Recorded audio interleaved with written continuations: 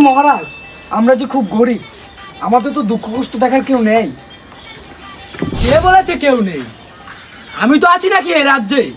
তুমি আলু লাগাও, পটল লাগাও, কুমড়ো লাগাও, ঝিঙা লাগাও। লাগিয়েছি মহারাজ কফি। কফির যে হাল, চলে না দিন কাল। বাজারে যে বাও, লাগাইয়া খাইতে হবে লাউ। আমরা কৃষকের চিন্তা ভাবনা করছি, আর চাষবাস করবো না। না না না, এ আমি বরদাস্ত করবো না। এ কি বললি লেওরা কৃষক?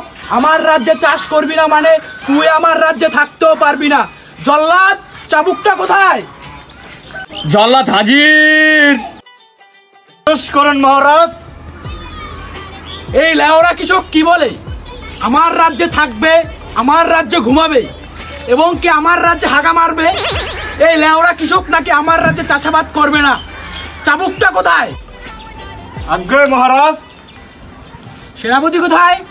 সেনাপতি, আদেশ করুন মহারাজ। কি বলে এই লেওরা কৃষক? তুমি কি জানো? জি মহারাজ, সবই তো জানি। কি আর করবে এই লেয়ারা কৃষক? তারও তো পেট চালাতে হবে। সবই তো জানো সেনাপতি। তুমি এখন এইটার একটা মতামত প্রকাশ করো আমার কাছে, যাতে এইটার ফয়সালা করা যায়। মহারাজ, আমার মাথায় একটা বুদ্ধি আছে, যদি আপনি অনুমতি দেন আমি বলি। বলো বলো সেনাপতি, বলো কি বলবে বলো।